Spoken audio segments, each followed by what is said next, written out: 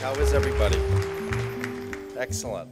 Well, Sheehy being a good Irish name, it's especially fun to be here today and an honor to be here today on St. Patrick's Day, and also to have participated as co-chair of this wonderful conference that is going on here in Sacramento. And I must say, having spent 3 years in the executive office of the Department of Finance, where for the 2 of those last 3 years, all I saw was deep, dark red, red, red, and more red. It's especially great to be participating at the Green Conference. The last thing I wanted to say before I got into my main comments is I want to thank Green Technology Magazine for the wonderful job that they've done in helping sponsor this event and put it, not sponsored so much, but put the whole thing together. I've heard so many wonderful comments, and I just wanted to say I'm very pleased to be a part of it. And then real quickly, for those of you that don't know, the State and Consumer Services Agency is a cabinet-level entity in state government. So our Secretary, Bill Leonard, is part of Governor Schwarzenegger's cabinet. I'm his undersecretary, so I'm sort of the number 2 guy there. And what we do in our agency, so that those of you that aren't in government, we oversee all the state's procurement. We also oversee all of the state's business licensing. We oversee the state's pension system, its civil service system, and the enforcement of both housing and employment discrimination laws and equal rights in California. So one of our main reasons why we are participating and asked to co-chair is that in our capacity in procurement and in taking care of state buildings, we've been directly involved in a very, very direct way for a number of years now in helping to do more green purchasing at the state level and make our state buildings green. Oh, and we also have the Building Standards Commission under our agency, and of course they just adopted the Cal Green mandatory building code in California. So that's why we're here today, and I'm delighted to be here. We are really what I think is the front end of a big revolution. And as I told Bob Graves the other day, what I think is on the front end of a really big wave. And I don't think this is a wave that's going to come and crash and then dissipate. I think this wave's just going to build momentum. And I think it's going to change forever, really, the way that we build our buildings, the type of cars we drive, how we drive our cars, how we get our energy, how we use our energy, and more importantly, how we create and how we live in our communities. And that revolution really is taking off like wildfire in California. And I think that we really, there are thousands of people that we have to thank for why this is happening, but I think more than anything, there's one particular man that we have to thank who's shown a lot of leadership at the state level to help make this happen. Governor Schwarzenegger knows that California is an extraordinary place. And composting doesn't just happen in Berkeley. Recycling isn't just a pastime in this state, right? And electric cars and espresso go together like apple pie and ice cream. California is a very, very unique place that we live in. And Governor Schwarzenegger had the courage to imagine a state that really integrates green practices in everything that it does, because he knows that pursuing these policies is good for the environment, and ultimately he knows that it's good for business and it's going to help our economic conditions in the state. It is a fact that California is the home to the largest capital investment in clean technology in the United States. And while the rest of the economy has struggled the last 2 years with job losses, the clean tech sector has grown by 5%. Now, 5% growth may not seem like a huge number. You may not be running out and calling your stockbroker, but given the fact that a lot of sectors of the economy actually, shrunk, I think it's pretty amazing. So green technology is poised to grow far more this decade, and California, the Golden State, is absolutely going to play a role in leading the way. Investing in more fuel-efficient vehicles, energy-efficient appliances, and buildings is going to generate thousands of jobs in all regions of the state and on all rungs of the career ladder. Resource efficiency is going to save Californians a lot of money, and those savings can be reinvested and will be reinvested back into our economy to help it grow and create even more jobs. In California, we know that you can protect the environment and grow the economy at the same time. Studies have shown that California's economy will continue to move forward and grow with landmark green policies like AB 32, Cal Green, and the Green Building Initiative. Furthermore, strong green public policy is going to help ensure that we're protecting against volatile energy prices. And most importantly, it's going to help us reduce our dependency on foreign oil. And that has all sorts of economic and foreign policy implications, all of which are good. Leading the way in the green revolution is going to be one of the key drivers to our economic recovery, and it's going to help position California as our economy grows and create new high-paying jobs in manufacturing, research, and related technologies. Energy independence is very, very important to our state and to our country and to our national security. And we have to always remember that this is a local issue, it's a state issue, and it's a national issue. This topic touches so many people, right? I mean, it touches the shop owner that's trying to find ways to make ends meet and reduce his energy bill. It touches the foreign heads of states around the world that are trying to figure out how to use less fossil fuels, burn less coal and oil. It touches the school superintendents that are trying to figure out a way to make their schools grid neutral so they can take those savings and invest them back in the classroom and train the next generation. I mean, it really touches every aspect of our economy. Under my agency, the California State Consumer Services Agency, we have been implementing a number of governor's initiatives that are solid, sensible public policies and that also happen to be good for the environment and that are good for business. I'd like to talk about a couple of those as I conclude my remarks. Governor Schwarzenegger has envisioned that these environmental practices and growing the economy will go together, and he knows that in these tough economic times, it's important to implement environmentally friendly practices while at the same time helping our business partners in the economy grow and help grow the market of green technology from a fledgling industry into a significant growth industry.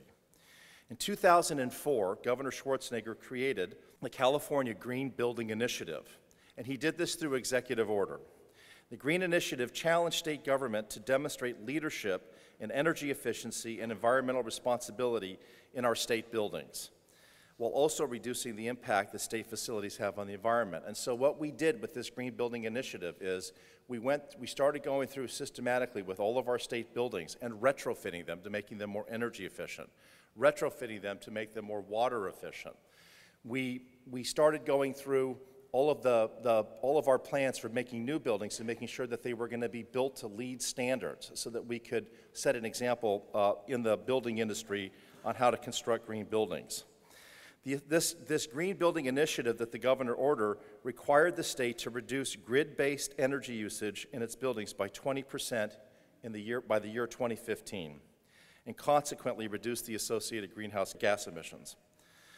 According to the United States Green Building Council, USGBC, who I'm sure most all of you here are familiar with, commercial buildings are responsible for 30% of the world's greenhouse gas emissions.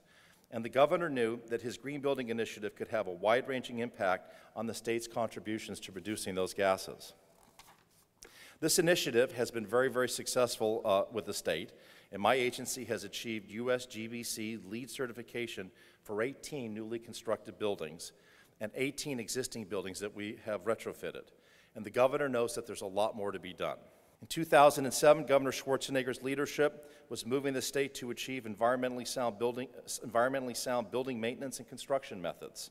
It became quickly apparent, however, that the environmental community and the building industry was hungry for a uniform, consistent, statewide green building initiative.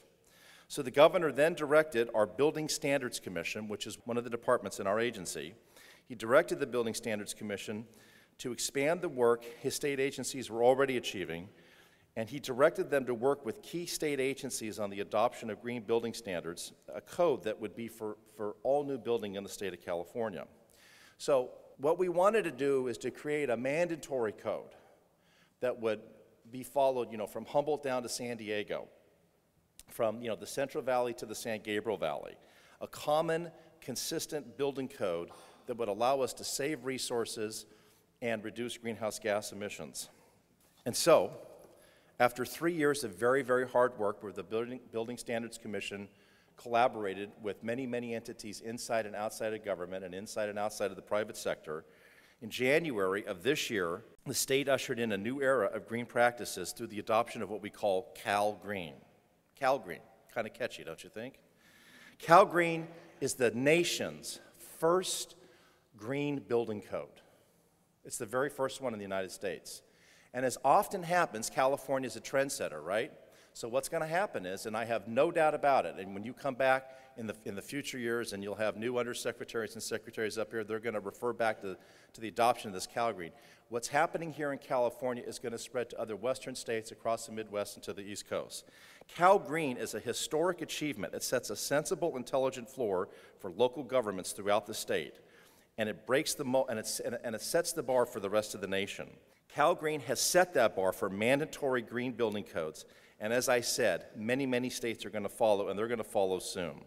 Beginning in January of 2011, Cal Green will require that every new building constructed in California reduce its water consumption by 20% and divert 50% of its construction waste away from landfills. It's also going to require installation of low polluting materials. So not only are we going to make the buildings more energy and water efficient, right, but we're going to make them better places for people to work. They're not going to have the volatile compounds from the carpets and the paints and other materials that people can be allergic to or in some cases actually get sick from.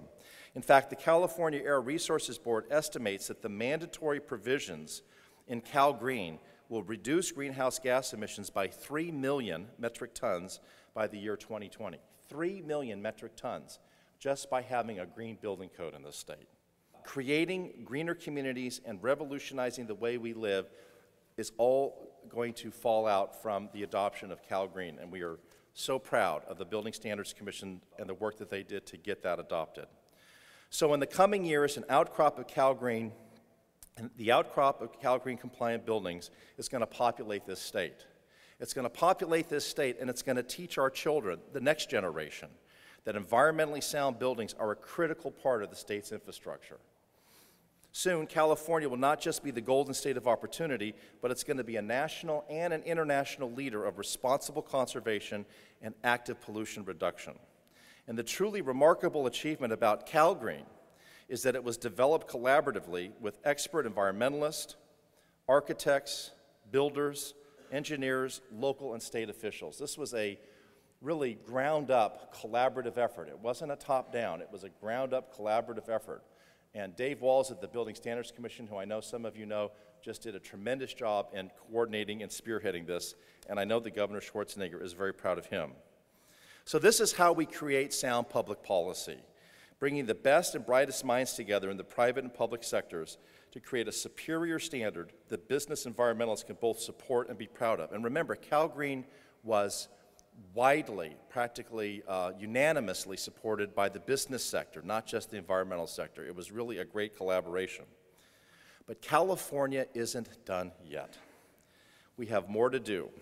We've set the bar for green construction practices, and we're looking forward to local jurisdictions leaping over that bar. We'll bring those same parties back to the table to improve upon the mandatory provisions, raising the bar a bit higher and challenging local governments, builders, and industry leaders to establish resource conservation, to establish communities that conserve even more resources, and those neighborhoods and communities are going to show the way for the rest of California and this country. And while our mandatory provisions will break the ceiling on mainstreaming green construction practices, Cal Green also creates voluntary provisions, so that local governments that want to do even more than the mandatory minimum can set the bar as high as they want. They can achieve Cal Green as a base, and if they want to adopt additional requirements above Cal Green, they can do that. If they want to get private point-based system certification like LEED, then they can do that too. So this is going to set a floor and a foundation from which we can build even stronger requirements in the future. California has come really, really far. And again, I want to say I think a lot of credit goes to the vision of Governor Schwarzenegger. And he knows that it's all of our responsibility to leave our state a better, cleaner place than we found it.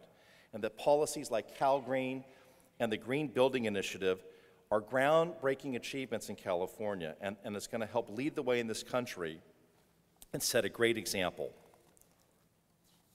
So I want to thank you again for allowing me to participate here at this wonderful conference, and I want to wish you all a great day today. I know yesterday was a great day, and I also want to wish you a happy St. Patrick's Day, and may you have the luck of the Irish.